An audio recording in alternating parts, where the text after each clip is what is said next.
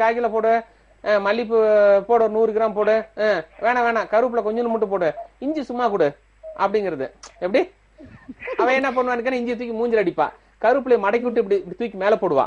Understand இல்ல? சரி, எனக்கு எப்பயுமே நம்ம கொஞ்சம் ஒரு இடத்துல பேசும்போது கொஞ்சம் அப்படி கொஞ்சம் அந்த டெக்னிக் மாத்திட்டீங்கன்னா உங்களுக்கு நல்லா இருக்கும்ல. சரிங்க சார், இனிமேல் அப்படி பேசுறேங்க சார். ஏன்னு கேட்டீங்கன்னா இப்ப நீங்க பேசுனதை விட 10 மடங்கு வந்து எனக்கு இந்த குழந்தை உங்களை பேசும். ஏன்னு கேட்டா இந்த பொண்ணு அந்த குழந்தையோட காம்பினேஷன் அந்த மாதிரி பையன் அதான் அந்த குழந்தைன்னு சொல்லிட்டேன். பையன் தான் பையன் வச்சுக்கோங்க, பொண்ணுன்னா பொண்ணா வச்சுக்கோங்க.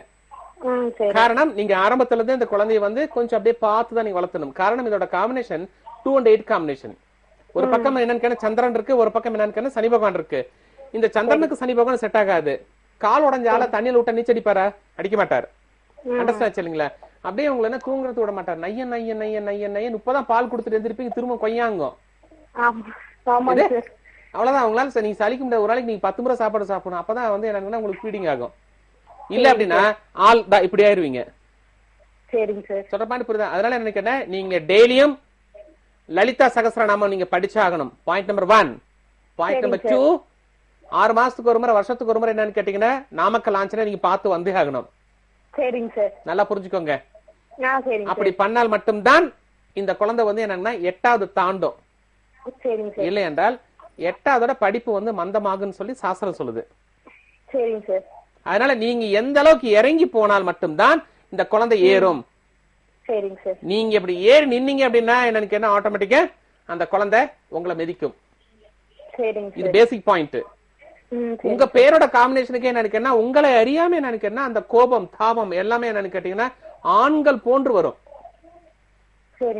கோபம் அப்படியே அடிக்கிற மாதிரி வரும். கணவர் ஏங்க வாங்க அப்படிங்கிறது நடக்கும் போது என்னன்னு நீங்க நடக்கும் போது அப்படி திபீர் திபீர் திபீர் திபீர்னு ஃப்ளோர்லாம் அதிரும். உங்க அறியாமைய பணிவு வராது. ஆண்கள் மாதிரி அப்படியே பெரிய இதுல மராத்தான்ல இது ஓடுற மாதிரி தான் அந்த மாதிரி எண்ணங்கள்லாம் உங்களுக்கு உருவாக்கும். நீங்க கொஞ்சம் இதெல்லாம் கொஞ்சம் மாத்திக்கிட்டீங்கன்னா தான் அந்த குழந்தைய நீங்க கண்ட்ரோல் பண்ண முடியும். சொல்றேன் புரியுதா? நான் சொன்னது மட்டும் ஃபாலோ பண்ணுங்க திவ்யா, நல்லா இருக்கும்.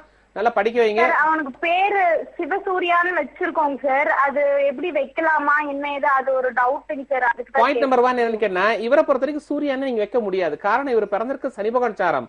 சூரியனுக்கு என்ன சனி பகவானுக்கு செட் ஆகாது. அப்படி பார்க்கும் போது கண்ணை மூடிட்டு வந்து என்னன்னு நீங்க படம் பாருங்கன்னு சொன்னா தெரியுமா? சொல்லுங்க பாக்கல. எல்லாமே உல்டா ஆயிரும். இது எப்படின்னு கேட்டா புடவை கட்டிட்டு மேல பாவாடை போட்ட மாதிரி ஆகி போயிடும். சூட்டபிள் ஆகாது. ஓகே, என்ன மாதிரி நேம் வைக்கிறதுங்க சார்? இந்த குழந்தையை பொறுத்த வரைக்கும் ஸ்டார்ட் வித் ஸ்ரீங்கிற